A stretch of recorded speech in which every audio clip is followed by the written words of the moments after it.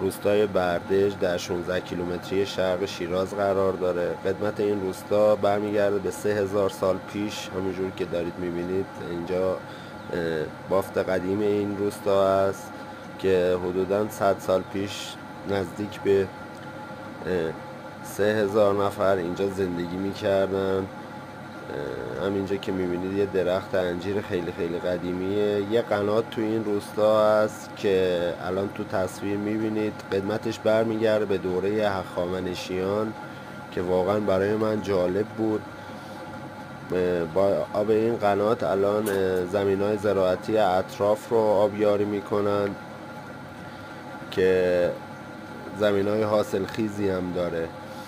اینجا خیلی از آدما هنوز با اسب و الاغ رفت و آمد میکنن که برای من واقعا جالب